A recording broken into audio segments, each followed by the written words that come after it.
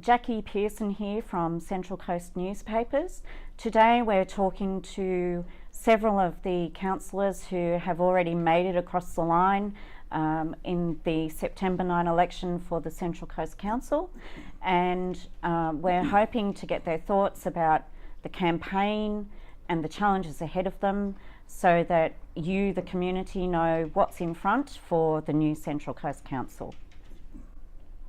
Joining me now is Mr. Greg Best. Greg has run as an independent for the ward of Budgewoi, and he is a former Wyong councillor and a former mayor. Thanks for joining us, Greg. Jackie. How are you today? Good. It's been a long journey. You would be one of the few Wyong councillors left standing. Absolutely. How would that feel? Well, look, it was quite clear throughout the campaign and prior to the campaign that change was the order of the day. You know, you look at the issues out of Gosford. Wyong was not perfect either, although it did complete its term as a fully functioning council with a $40 million profit. But there were issues there quite clearly. I think the public were looking for change, and that's played out as we see in the vote. So you'd find yourself in the position of coming from... Well, I'll tell you. So you would come from the position of being part of what was known as the six-pack and that voting bloc, to being in the minority. How would you deal with that? Well, look, this is going to be, if I'm elected in my sixth council, this is 21 years. I bring experience to the table, and we've got some fantastic and interesting people it looks like we'll be working with. If we don't work as a team, we're going nowhere. The reality is the six-pack discussion, which was popularised in all the councils I've sat in, and I have voted for Labor mayors, I voted for Liberal mayors, and I have been the mayor. I am genuinely independent. And in all those councils, the mayor has a block of votes. It's that simple. The major parties actually, by their party law, have to caucus. I don't have to caucus with anybody. I caucus with the community. They tell me what to do, not Macquarie Street nor Canberra. Well, let me just ask you then, as an experienced councillor, I noticed in the new code of conduct there's a no caucusing clause.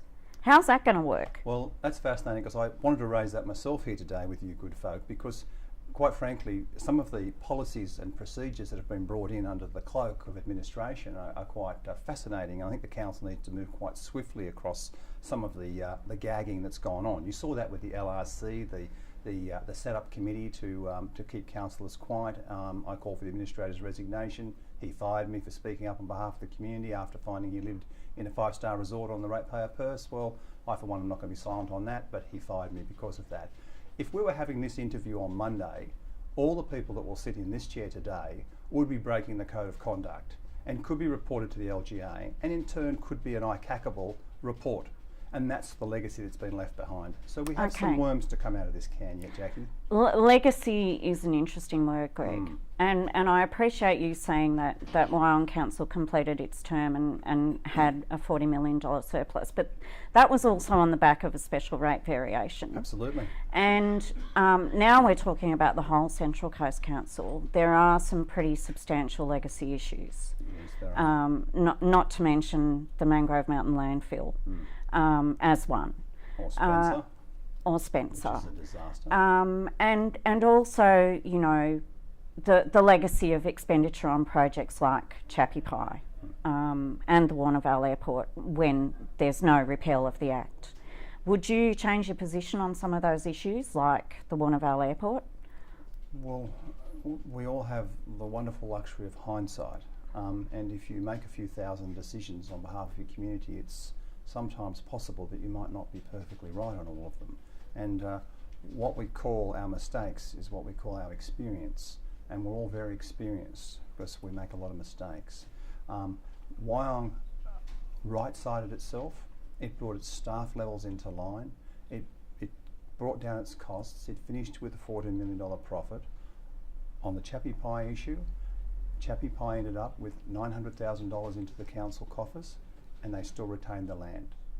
So Chappie Pie didn't cost the purse of ratepayers. That's the financial What about the Kyle reality. Ridge land, though? I mean, the Kyle Ridge land, the expressions of interest closed a year ago, and it's still sitting there, not sold. Well, I think the land bank is something that's very important to the council, and I, for one, actually moved in the previous council to audit the land bank and try and make it work. I mean, we have got some $200 million of lazy assets running around the old Wyong Council and a similar amount running around Gosford, I would imagine.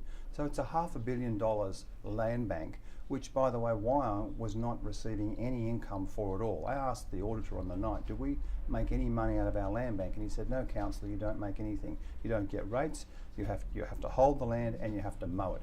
And all that land. But what are you going to do with it, Greg? Are you going to knock down all the trees and build houses on it? And is that what really the community has said it wants at this election? That's an interesting question, because we've got 2,500 parcels of land that are in the ownership of the community under the Wyong Land Bank, and there's no income off it whatsoever. So all we do is put the rates up to try and create income.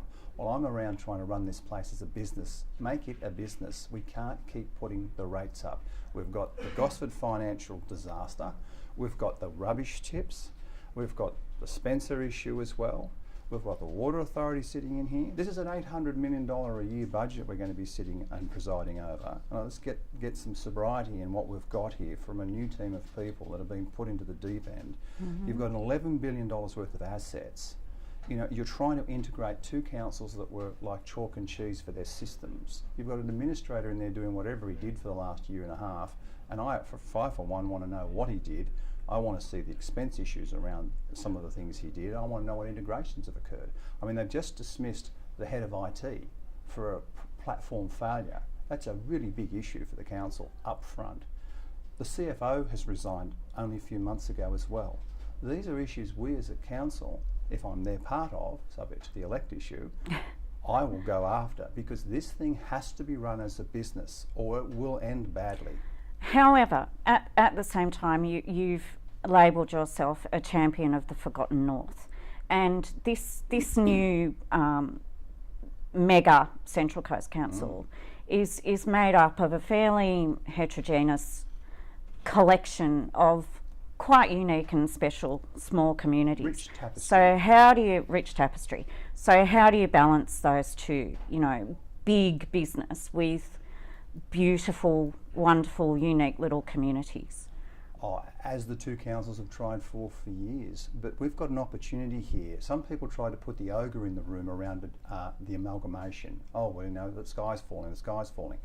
The amalgamation is an amazing opportunity for us if we can get this right. If we can actually come together and work as a council together and work with our community, get the communication feeds coming in at the right level so you actually are in tune with your community, and you put out, I mean, there's a community plan going about right now. People have championed that plan. They've worked so hard on that plan behind the scenes. Now, that plan may not be perfect, but what a great starting point, because it's come from the community, not from the top down. It's come from the bottom up. That's really refreshing. And so you'll help champion that community plan? Why wouldn't you? It comes from your community. And I am a grassroots councillor. I am independent. I mean, look, the Labor Party, you know, I don't think I'm on all their Christmas lists. I'm certainly not on the Liberal Party's Christmas lists. So that's a feather in my cap for independence. And I will make decisions without fear or favour on behalf of my community. Macquarie Street and Canberra will not dictate what I do or what I say. And if they want to try and gag us with this policy that's sitting in now, which is a time bomb of silence that they've put in there, I mean, why on God's earth would the administrator put in there that councillors cannot speak to good people like you? This is illegal on Monday, what you and I are doing here right now, if that code doesn't change. This is a democracy and it's not good enough. Okay. Thanks, Greg. Thanks so much for your time today. Thank you very much.